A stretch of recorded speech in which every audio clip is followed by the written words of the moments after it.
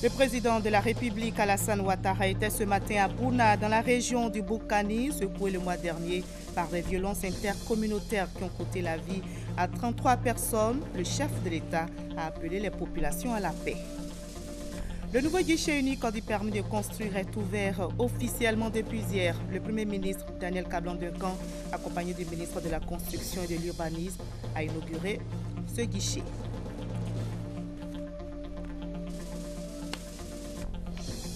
Une délégation d'opérateurs économiques français, membres du MEDEF, le patronat français, vient de séjourner en Côte d'Ivoire. Cette délégation était composée de 150 entreprises. Des partenariats ont été noués avec l'État ivoirien. Des averses torrentielles les plus violentes depuis le début de la saison des pluies ont fait une quinzaine de morts dans la capitale kenyane, Nairobi, dont la moitié dans l'effondrement d'un immeuble de 6 étages survenu hier soir. Bonsoir à tous, merci d'avoir choisi le journal du RTI 1 pour vous informer. Nous sommes samedi aujourd'hui et pour la page culture, nous nous intéressons à une œuvre, Marie-Josée la Métisse. C'est un roman de l'auteur ivoirien Germain Zamblébi. Il est notre invité de la page culture de ce 20h. Son roman relate l'histoire d'une jeune métisse reniée par son père et délaissée par sa mère. Marie-Josée la Métisse va souffrir dans son milieu à cause de la couleur de sa peau, ni blanche ni noire. Elle le dira elle-même, pour les uns, j'étais une pauvre blanche égarée. Pour les autres, je n'étais qu'une noire éclaircie, pas plus. La question du regard des autres sur les métisses, nous en parlerons avec notre invité. La page culture, ce sera dans une trentaine de minutes. Avant tout cela, voyons l'arrivée du président de la République à Abidjan. Le chef de l'État revient de Bouna, secoué le mois dernier par des violences intercommunautaires qui ont coûté la vie à 33 personnes. Le président Ouattara s'est rendu dans cette localité pour exprimer sa compassion et son soutien aux populations. À son arrivée à Bouna, il a reçu des honneurs militaires avant de s'adresser aux filles et fils de la région. Aérodrome de Bouna. Ce samedi, il est 11h15. Un avion de la compagnie Air Côte d'Ivoire atterrit avec à son bord un passager de marque, le président Alassane Ouattara. Il est accueilli par le Premier ministre, des membres du gouvernement et les autorités administratives et politiques du Zanzan. Ainsi démarre une visite, sinon une mission de paix, dans cette cité qui a connu des affrontements intercommunautaires le mois dernier. Avec les événements qui se sont produits à Bouna au mois dernier, au mois de mars, il était tout à fait normal que je vienne ici pour présenter ma compassion à toutes les populations et aussi leur dire que la Côte d'Ivoire doit continuer d'être en paix, d'être un pays d'harmonie sociale, de vivre ensemble et en appeler donc à l'apaisement et faire en sorte que ces événements ne se reproduisent plus. C'est une visite importante. Je souhaitais la faire au moment approprié. Aujourd'hui, donc, c'est le bon jour pour le faire et je suis heureux d'être là. Après l'aéroport, ce sont les honneurs militaires rendus à l'entrée de la ville.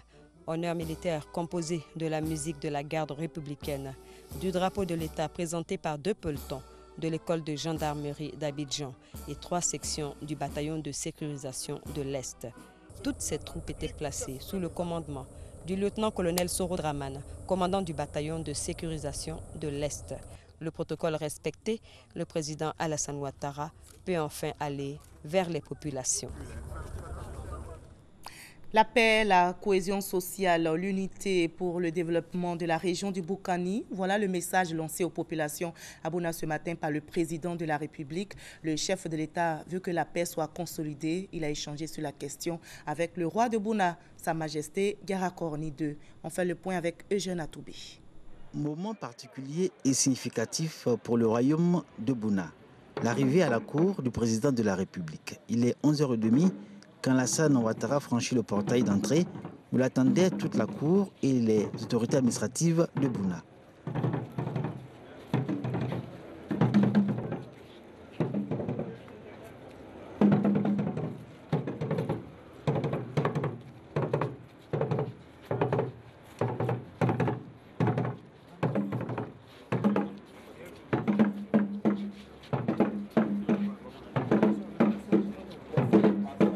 C'est le ministre Kobina Kwasi Adjomani qui fait office de porte-parole du président de la République pour sacrifier à la tradition et se soumettre au cérémonial d'usage.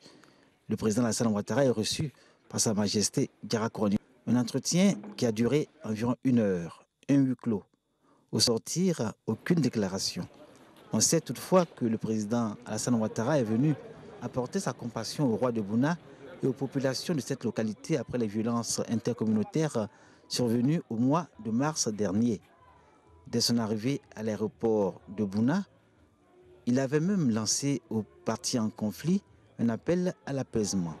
Appel qui devrait trouver un écho favorable au regard des actions menées déjà sur le terrain et la volonté des communautés vivant à Bouna de toujours vivre ensemble dans la cohésion, l'harmonie et la paix. Nous avons pu inviter les jeunes de chaque communauté pour échanger avec eux et prendre des engagements avec eux de faire en sorte qu'il y ait l'apaisement dans ce conflit-là. Et ils nous ont suivis. Bon, les tensions se sont apaisées. Elles étaient vives au départ. Avec le temps, elles se sont apaisées et progressivement, la vie reprend son cours normal. Sa Majesté Diarra Kourouni, roi de Bouna, règne sur un territoire dont l'histoire de peuplement remonte à plus de 2000 ans. Après sa formation par les Koulango, menée par le prince Bonkani à qui ils étaient assujettis, le royaume de Bouna a accueilli successivement les Malinké, les Biréforts, les Lobis et d'autres peuples. Aujourd'hui, ce royaume est un bel exemple de brassage des populations que le président Alassane Ouattara exhorte à préserver et à promouvoir. Après son tête-à-tête avec les autorités coutumières, le président de la République s'est adressé à la population. Il a appelé les filles et fils de la région du Boukani au pardon, à la paix et à la réconciliation. Justice sera rendue aux victimes, a promis le chef de l'État qui a également fait don d'une somme de 245 millions de francs CFA. Une partie de cet argent servira à relancer les activités dans la cité. Mamadou Traoré, Abiba Dambélé Saoui. C'est le don du président de la République aux populations meurtries de Bouna, un royaume qu'il accueille pour la seconde fois de son histoire. C'est la 3e visite du président Alassane Ouattara dans le district du Zanzan, si on compte celle effectuée à Bondoukou en 2015, en plus de la visite d'État en 2012. Tous ces déplacements pour montrer son attachement à ses frères du Zanzan et leur apporter soutien et réconfort après les douloureux événements qui ont mis à mal la cohésion sociale dans le Boukani. Pour marquer sa solidarité et son réconfort et le soutien de la nation, le président de la République s'est rendu dès son arrivée chez le Bouna Massa afin de lui rendre les civilités. Ce cérémonial terminé, le chef de l'État a rencontré pour un entretien restreint le roi de Bouna, les chefs des communautés Lobi, Malinké, le grand imam de Bouna. Le président de la République avait à ses côtés ses plus proches collaborateurs. Après cet entretien, place à la rencontre avec l'ensemble des cadres et des populations, symbole de la volonté des différentes communautés de renouer avec la cohésion sociale, la désignation d'un seul porte-parole pour les cadres. Excellence, Monsieur le Président de la République, vous êtes venu à Bouna suite aux événements douloureux que nous venons de vivre. Vous êtes venu témoigner la présence de l'État aux côtés des populations meurtries. Vous êtes venu exprimer votre compassion, la compassion de la République aux familles des victimes et à la population du Boukani dans son ensemble. Excellence, Monsieur le Président de la République, nous vous remercions pour cette présence réconfortante dont nous saluons la haute portée pour l'apaisement des cœurs et des esprits. Excellence, Monsieur le Président de la République, vous avez engagé notre pays sur la voie de l'émergence à l'horizon 2020. Vous prenez le vivre ensemble par l'exemple. C'est au moment où nous nous activions pour traduire en acte votre philosophie de vivre ensemble que sont survenus ces violents et tristes événements. Nous aurions voulu épargner notre pays de tels événements qui n'honorent pas les populations de Bouna. Nous présentons donc nos excuses à vous-même, Monsieur le Président de la République, et à la nation tout entière pour les peines que nous avons provoquées. Pour le ministre d'État, Ahmed Bakayoko, la présence du chef de l'État dans le Boukani prouve son attachement au vivre ensemble. Vous avez dépêché 3 missions conduite par des membres du gouvernement. D'abord, la ministre en charge de la solidarité et de la cohésion sociale qui a apporté des dons et des vivres pour soulager les populations.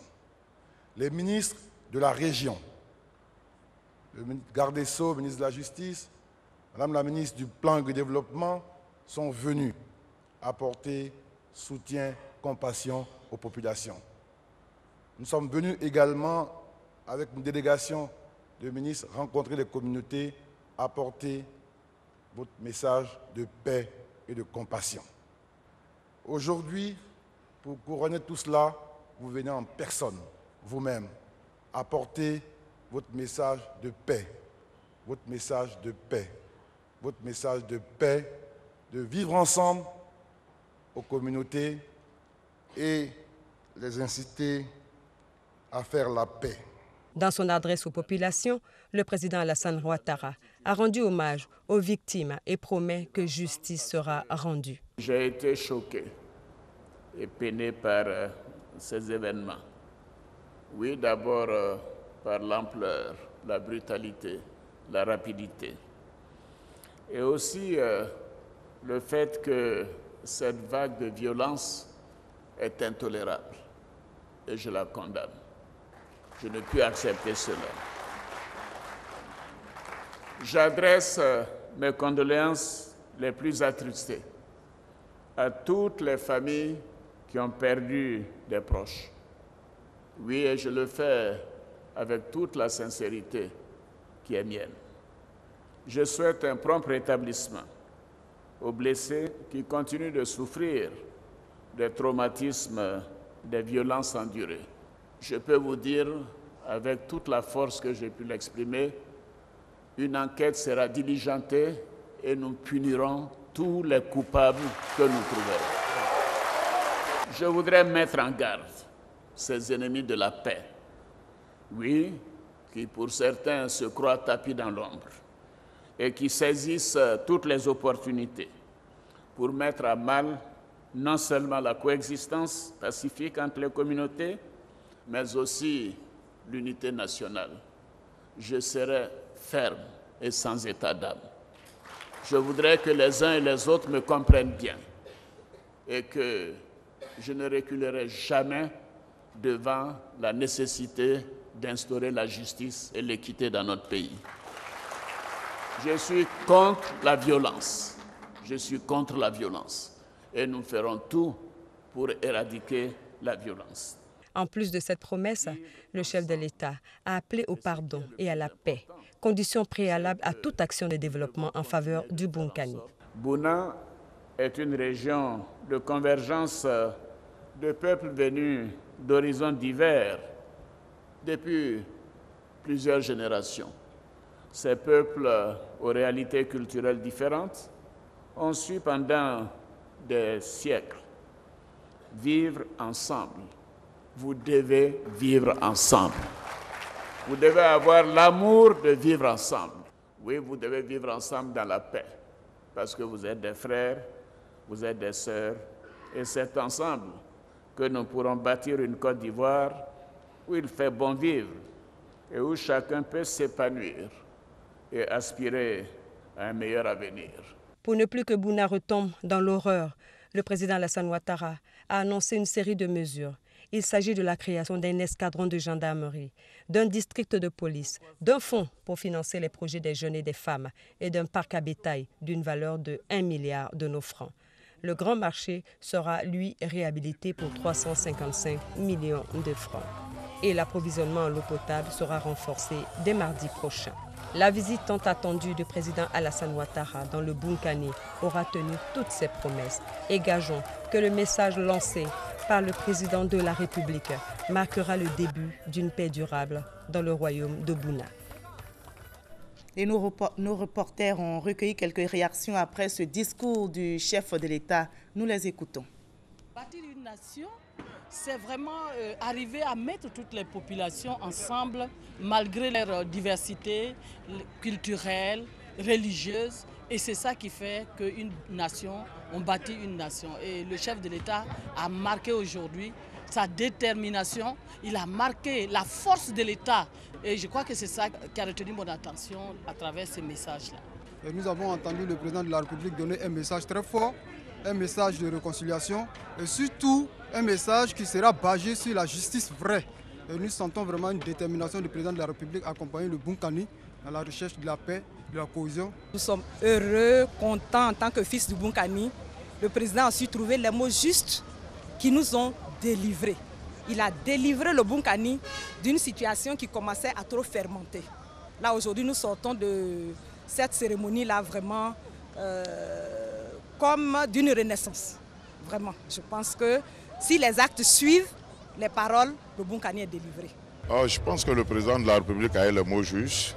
Tout le monde s'attendait à ce qu'il vienne apaiser le cœur. Je pense qu'avec ce brillant discours qui traduit sa volonté ferme de faire la justice et allier cette volonté ferme de faire la justice avec les projets de développement pour que les filles et fils du Bunkani puissent vivre dans de bonnes conditions. C'est un discours qui est très intéressant et je suis convaincu qu'après cela, la cohésion va tant recherchée par chacun de nous tous va être retrouvée dans le Bunkani. Avec l'appel du chef de l'État, qui est un discours d'appel à la cohésion, à la paix, à la fraternité, un discours unificateur, un discours qui transcende tous les clivages, un discours qui démontre que le peuple de Bunkani peut compter son chef. Il vient de prendre en main, lui-même en tant que chef de l'État, la question de justice, la question de dédommagement, la question du développement de Bunkani. Il a mis Bouna en mission et nous, en tant que fils de Bunkani, nous approprions ce discours. Bon, disons que nous allons dans le sens de l'appel, de l'adresse du chef de l'État. Il a demandé à tout le monde d'aller dans le sens de la paix et je pense que nous irons dans ce sens-là. Nous sommes pour la paix, nous ne sommes pas pour la violence. Nous voulons un Bunkani uni, tous les fils et filles du Bunkani unis, que ce soit les Koulango, les Malinke ou les Lubi, nous sommes tous frères. Nous avons grandi ici dans le Bunkani et vraiment nous souhaitons que la paix et le développement pour le Bunkani. Et nous allons ensemble, Lobi, Malinke, Koulango, tous en tant que frères et sœurs de la région, œuvrer ensemble pour aider le président à accomplir son vivre ensemble dans notre région. Tous unis comme une seule personne, nous irons à l'émergence en l'an 2020 comme un Ivoirien nouveau, prêt à braver tout ce qu'il faut pour relever la Côte d'Ivoire, le développement. Le vivre ensemble était au cœur de cette préoccupation pour la Côte d'Ivoire, pour qu'elle puisse se développer. Et je pense qu'aujourd'hui, il a été encore plus clair dans cet engagement pour lui que nous puissions cultiver la paix pour pouvoir nous développer et améliorer les conditions de vie de nos populations. Comme on le voit, Bouna attendait cette visite du président de la République. C'était donc l'ambiance des grands jours ce matin dans la localité. Toutes les populations de la région sont sorties massivement pour accueillir le hôte de marque, le président Ouattara. Mamadou Traoré, Alvorassa. À Bouna, ce samedi 30 avril, les t-shirts à l'effigie du président de la République Alassane Ouattara étaient très prisés. En témoigne cette scène au quartier Ouattarasso.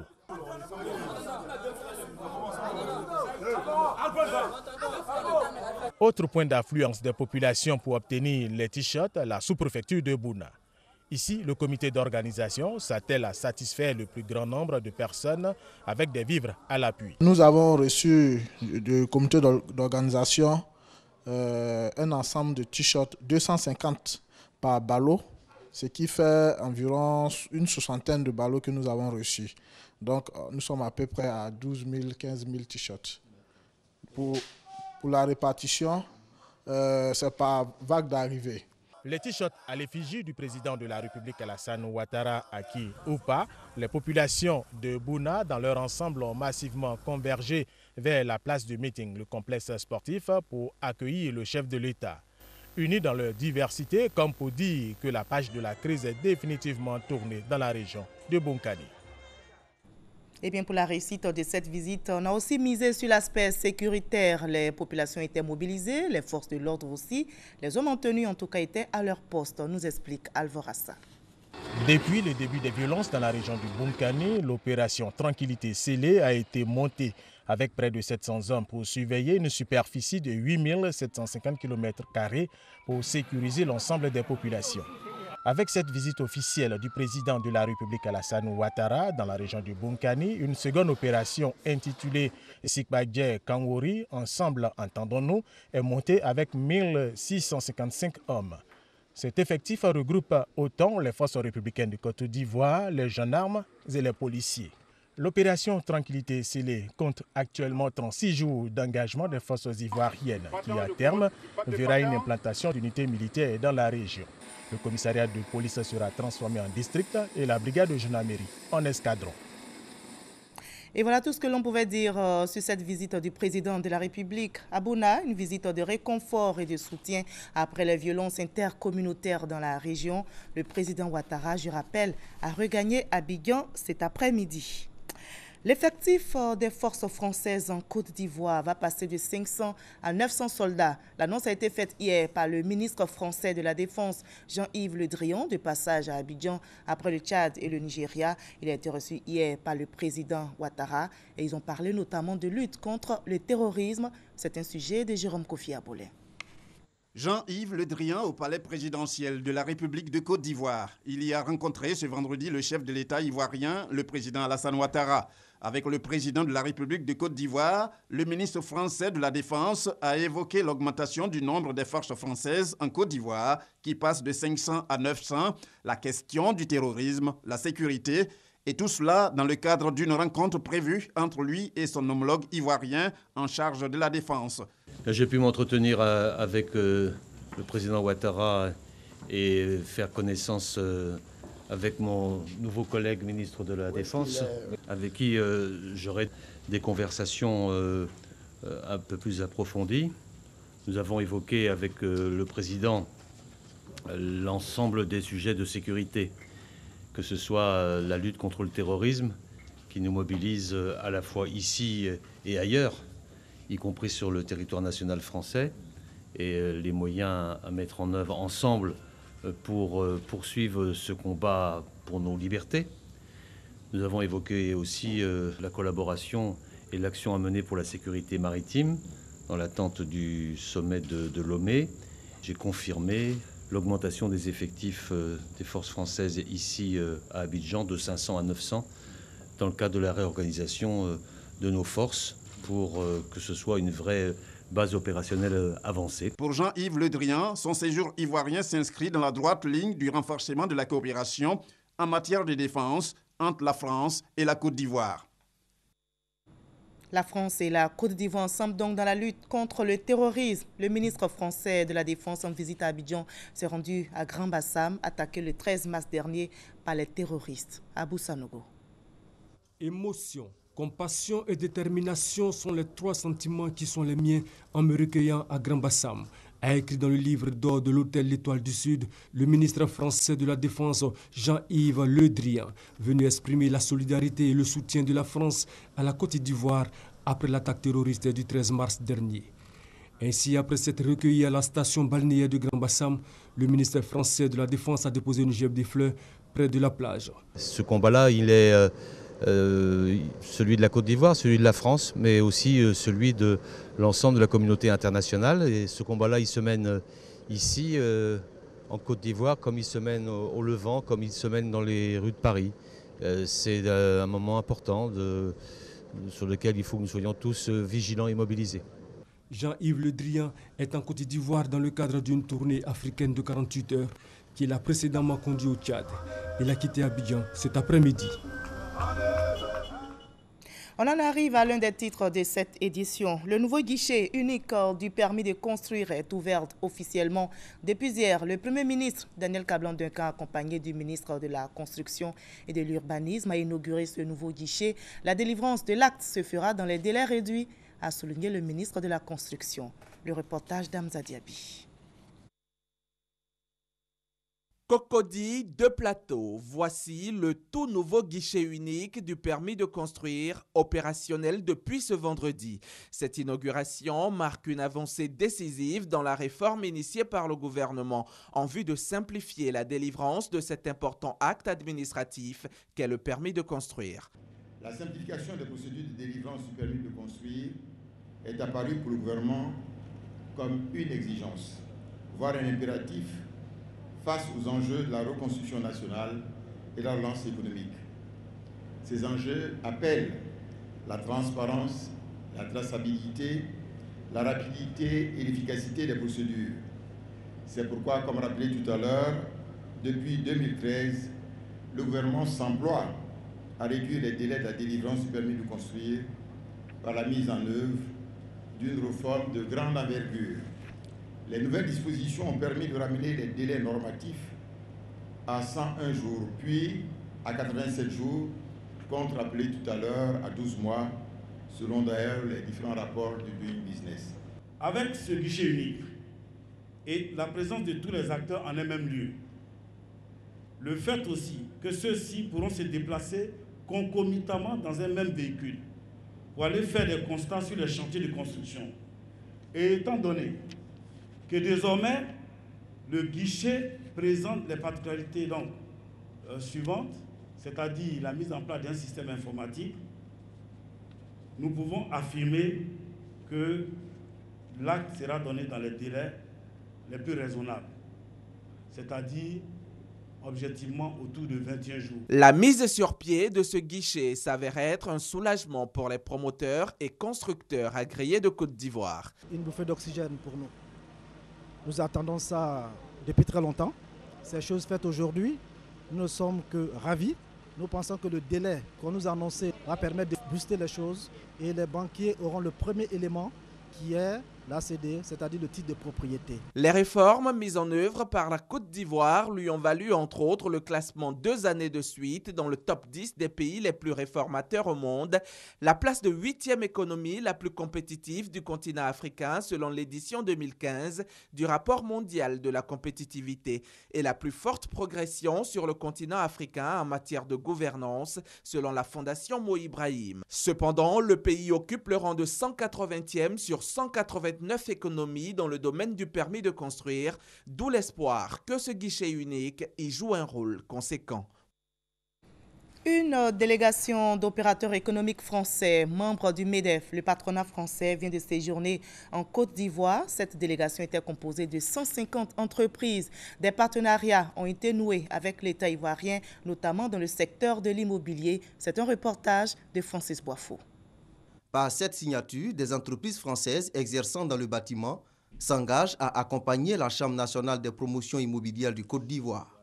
Le partenariat vise à former les ouvriers et artisans travaillant sur les sites de construction de logements sociaux et économiques. C'est de la formation en collaboration, non seulement avec l'État, mais aussi avec les chefs d'entreprise, pour montrer aux jeunes l'exemplarité de ceux qui ont pris le risque aujourd'hui de se lancer dans le programme de la promotion immobilière. Ces artisans, il faut renforcer leurs capacités pour livrer des infrastructures beaucoup mieux finies et au goût des clients. Et deuxièmement, mettre un mécanisme en place, c'est-à-dire un incubateur, pour permettre que ces artisans soient formés avec un processus qui va leur permettre demain de devenir des entrepreneurs. À Marcory, au sud d'Abidjan, un cabinet d'architecture français va mener des études en vue de la réalisation du projet Ville écologique. Ce projet prévoit la destruction des quartiers Anoumambo et Sikoji pour en construire d'autres respectant les normes environnementales. Ça nous permettra de nous situer vraiment dans les communes les plus modernes, les plus avancées sur le plan de l'environnement. En mission de prospection économique en Côte d'Ivoire, le patronat français s'est intéressé aux activités de la Bourse régionale des valeurs mobilières, BRVM. Un partenariat a été signé avec 2 objectifs majeurs. Accompagner le développement d'une place financière dans les pays de l'UEMOA et accélérer l'investissement international sur la Bourse régionale des valeurs mobilières d'Abidjan. Il est important d'attirer également des investisseurs européens français et cette convention va nous permettre d'avoir un cadre formel de coopération de travail avec Paris Europlace. À la tête d'une délégation de 150 chefs d'entreprise, le président du MEDEF a dit être séduit par les progrès réalisés ces 4 dernières années en Côte d'Ivoire.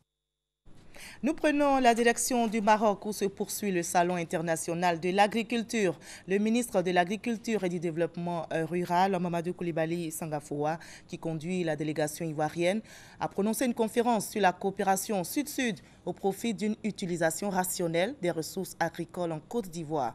Jean-Jacques Kwame est notre envoyé spécial. De haut niveau sur l'agriculture et la sécurité alimentaire, en perspective de la COP22, est la première après les accords de Paris. 2 projets ont été présentés à la directrice générale adjointe de la FAO, les 15 ministres et experts venus d'Afrique et d'Europe. Le premier, appelé 4 pour 1000, piloté par la France, concerne le stockage de carbone pour atténuer le réchauffement climatique. Et le second, AAA, vise au développement de la production agricole en Afrique. Il est soutenu par le Maroc. Les échanges ont duré plus de 3 heures et l'on retient 4 pour 1000, développement de la production agricole en Afrique. Ce sont 2 projets qui, ce matin, ont trouvé toute leur convergence et toute leur cohérence. Pour le président de la 29e conférence de la FAO pour l'Afrique, Koulibaly Sangafoua, les perspectives sont bonnes, mais il a insisté sur le volet financement. Il a été décidé à la COP21 de mobiliser 100 milliards de dollars par an pour l'adaptation au changement climatique. Et dans ces 100 milliards, nous considérons que nous pourrons pour l'Afrique revendiquer pour près de 30 milliards de dollars. Et je crois que ce sont des enjeux colossaux. Si les engagements sont tenus et que les programmes sont pertinents, l'Afrique qui est moins de carbone et qui malheureusement subit l'effet des émissions des grands pollueurs pourra tirer avantage de cet élan international pour développer son agriculture. Au sortir de cette réunion, un comité conjoint a été mis en place. Rendez-vous en septembre pour finaliser les 2 projets qui seront présentés en novembre prochain à Marrakech, au Maroc, à la conférence sur le climat COP22.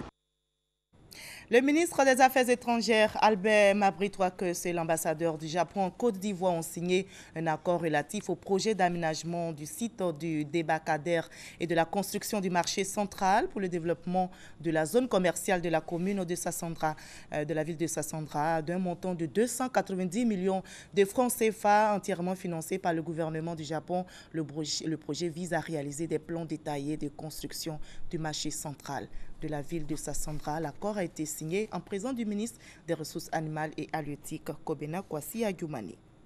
Hors de la Côte d'Ivoire, des averses torrentielles les plus violentes depuis le début de la saison des pluies ont fait une quinzaine de morts dans la capitale kenyane, Nairobi, dont la moitié dans l'effondrement d'un immeuble de 6 étages survenu hier soir. Nous sommes samedi aujourd'hui, place maintenant à la page culture de cette édition.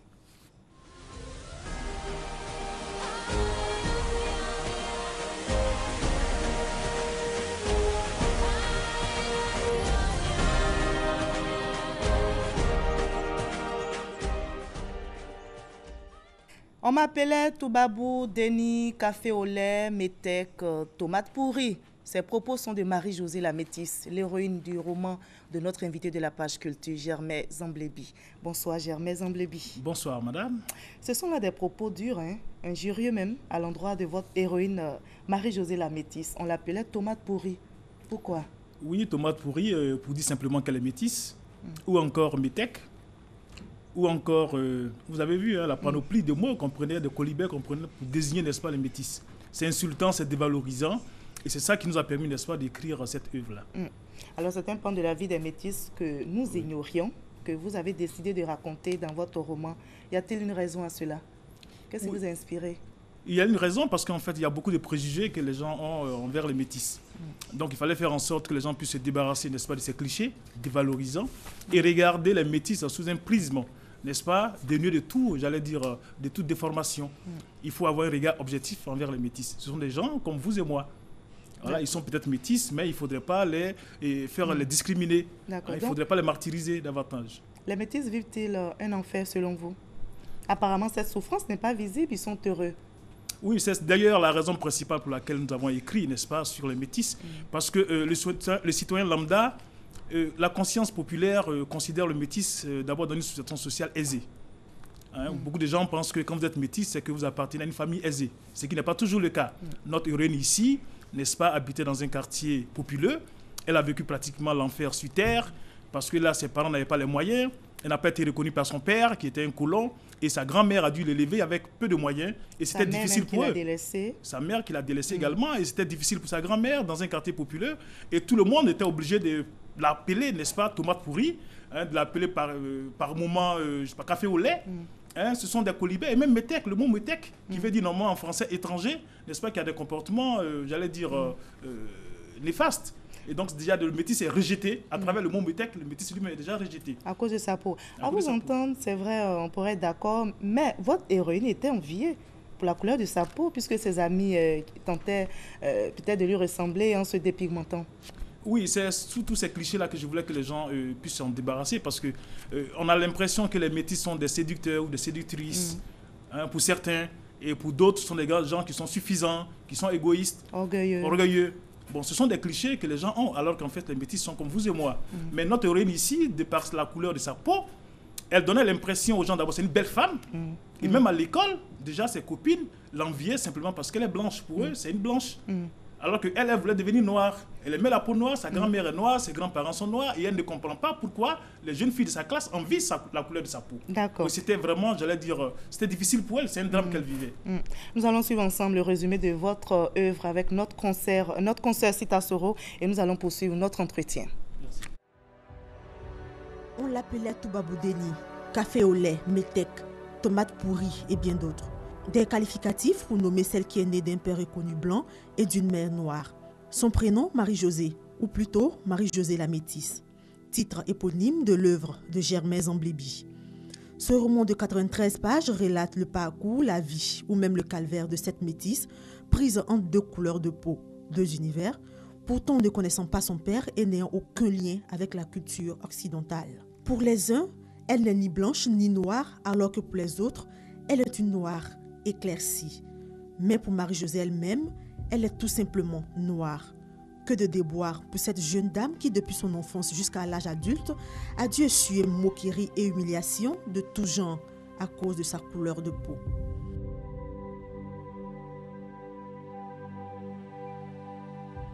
Pour sortir des préjugés, Marie-Josée a dû s'imposer tant au plan scolaire que socio-professionnel pour devenir une femme respectable et respectée, avec qui il faudra compter dorénavant. En 6 chapitres, Marie-Josée la Métisse pose la problématique de l'identité des personnes nées de parents mixtes, surtout ceux ayant une couleur de peau différente. Voilà, Germaine Zamblébi, vous relevez plusieurs questions dans votre ouvrage, notamment celle de l'appartenance raciale. Les métis, quand on vous lit, ont finalement du mal à s'intégrer dans leur milieu. Sont-ils blancs? Sont-ils noirs? Oui, cela même pose par moments un problème, j'allais dire, existentialiste, hein, ou encore un problème existentiel. Parce que là, le métis, ne sait pas exactement où se situer. Quand il est dans une société où il y a des noirs, on dit qu'il est blanc. Et quand il va chez les blancs, on dit qu'il est noir. C'est une forme de racisme que vous dénoncez. Oui, c'est une discrimination, une ségrégation, à la limite. Alors donc, l'enfant métis ne sait pas où se situer. Et c'est là que j'interpelle un peu l'État au niveau de l'éthique des responsabilités, parce que voyez-vous, il y avait ce qu'on appelait les orphelinats en son temps, pendant la colonisation, et peut-être un peu après. Il y a eu les orphelinats à Benjerville, par exemple, pour les garçons, et puis pour les filles à Bassam. Et on a pratiquement rassemblé tous les métis en un lieu. Ce qui fait qu'on avait l'impression que c'était un groupe racial à part. C'est-à-dire on les mettait à part. On les mettait à part parce qu'ils n'étaient pas comme les autres. Et donc, ça a créé encore des difficultés pour certains métis, parce qu'ils ont été complexés pour certains. Et ça a renforcé leur stigmatisation. Exactement. Et pour d'autres, n'est-ce pas, leur culture d'égoïsme entre eux, parce qu'ils se mariaient entre eux, ils faisaient tout entre eux. D'accord. Vous relevez aussi l'appartenance sociale, le regard des autres. On considère les métis comme les personnes aisées, vous l'avez dit tantôt, mais votre héroïne, on pourrait relever cet autre problème, n'a pas été reconnue par son père. Est-ce qu'elle a vécu une crise identitaire? Oui, exactement, elle a vécu une crise identitaire. C'est aussi un problème auquel sont existentiel. confrontés les métis. Ah oui, et c'est pour cela d'ailleurs que je veux que ces préjugés-là, qu'on puisse en défaire. D'accord. Parce que le citoyen lambda, vous voyez, par exemple, quand une femme métisse part au marché, tout de suite on augmente le prix. Ouais, c'est vrai que les prix ici, c'est parce qu'on estime que c'est une blanche, elle a de l'argent. C'est une blanche, elle a l'argent et tout ça. Donc ce sont des préjugés. Ce sont des préjugés. Il faut laisser tomber. Et quelquefois, les hommes eux-mêmes, quand ils épousent une métisse, ils prennent la métisse comme un trophée. Oui, moi j'ai épousé une métisse, tout ça pour dire qu'il a gravi un échelon au niveau de la sphère sociale. Et Marie-Josée a payé les frais. Mais heureusement, vers la fin de votre ouvrage, le bonheur va frapper à sa porte avec Kwasi. Et de ce roman, qu'est-ce que vous voulez que vos lecteurs puissent tirer comme leçon? Oui, que les lecteurs, d'abord je les invite le mercredi 4 à la librairie Carrefour à Cocody. Nous allons dédicacer ensemble. La publicité ici, oui, soit dit en passant, mais seulement c'est pour discuter avec eux, pour faire comprendre aux uns aux autres que les métis ont besoin d'un regard objectif.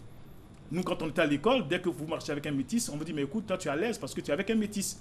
Donc sur le plan racial, sur le plan social, on leur donne une position qui n'est pas toujours, n'est-ce pas, la meilleure. On retient que nous sommes tous unis, nous sommes tous un. Alors, nous allons maintenant parler de la fête de l'Igname. Monsieur Zamblé, vous avez déjà entendu parler de cela? Exactement, c'est un pan de notre culture. Je pense qu'il faut que ça continue.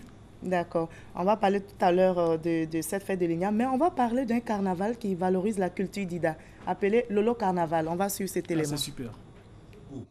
Localité située dans le département de Divo aux couleurs du Lolo Carnaval. Pendant 3 jours, les populations de cette sous-préfecture ont célébré la culture d'Ida dans toute sa diversité. Chants et danses traditionnelles de chasseurs et pêcheurs ont permis aux populations de vivre d'intenses moments.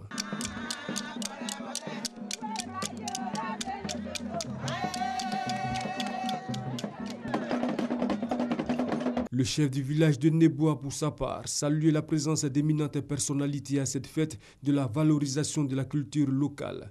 Lolo Carnaval a été l'occasion pour les cadres de la région du Lodjibois d'exhorter les filles et fils à vivre dans la cohésion et l'entente tout en s'intéressant à leur riche patrimoine culturel. La question de conflit foncier n'a pas été occultée au cours de cette fête de réjouissance populaire. Le préfet de région et le parrain de la cérémonie ont appelé les uns et les autres à ne vendre les forêts que dans la légalité. Aujourd'hui, l'économie de notre pays repose sur l'agriculture. Mais nous demandons à nos parents de faire en sorte de mettre fin à l'un des mots essentiels de cette région qui constitue la vente des forêts.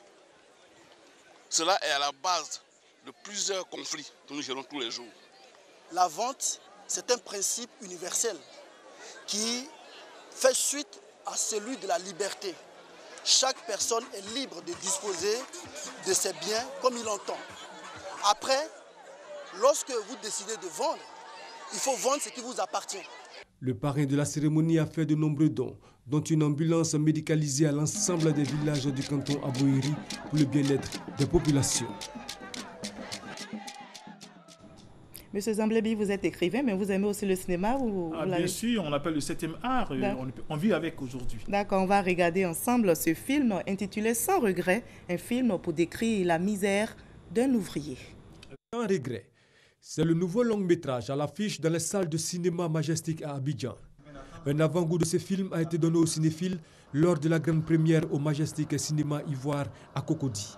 Sans regret, dépeint une société africaine où misère et pauvreté ne font qu'accroître, un banditisme aussi bien remarqué chez les populations démunies que chez celles des milieux les plus huppés. Je trouve que le casting a été vraiment à la hauteur. Félicitations aux réalisateurs, aux acteurs aussi. Moi-même étant actrice, franchement, j'ai vraiment apprécié le film. C'est quasiment le premier film ivoirien qui me donne de l'émotion. C'est incroyable. Le film a été super bien écrit, très bien agencé. Je crois c'est énorme. Il y a des gens qui vivent de vrais drames dans nos sociétés actuelles. Et ce n'est pas maintenant. Ce scénario date de 2002, comme j'ai dit, même 99, mais je l'ai agrémenté au fur et à mesure. Le cinéma ivoirien veut bousculer la hiérarchie au niveau du continent. Une telle production n'est que la bienvenue selon le directeur de cabinet du ministre de la Culture et de la Francophonie. Nous avons ici une très grosse réalisation de Jacques Trabier, une vraie fiction qui n'a rien à envier à ce qui se fait de meilleur à Hollywood, à Bollywood ou à Nollywood. C'est-à-dire que le cinéma ivoirien poursuit sa marche vers les cimes. Sans regret a déjà tapé dans l'œil des observateurs du cinéma africain. Il a été un coup de cœur au Festival international du film de Marrakech et obtenu le prix spécial du jury au Festival africain de Luxor. Il sera inscrit en compétition au prochain Festival panafricain du cinéma de Ouagadougou, FESPACO, pour défendre les couleurs nationales au niveau du 7e art. Voilà, merci M. Zamblé en tout cas d'avoir été notre invité de la page culture. Vous qui prenez le brassage culturel, on a vu, il y a le cinéma, il y a la littérature. Merci en tout cas d'avoir été avec nous sur ce plateau. Merci. Voilà. J'avais été très heureux d'être en votre compagnie, surtout en compagnie de la meilleure journaliste de Côte d'Ivoire. Merci, M. Zamblé. Alors, demain, dimanche 1er mai, c'est la fête du travail. Ce jour est déclaré jour férié, chômé et payé sur toute l'étendue du territoire national. Et le lundi 2 mai 2016, le lendemain de la fête du travail, est déclaré jour férié et chômé sur toute l'étendue du territoire national. Merci à vous tous de votre aimable attention.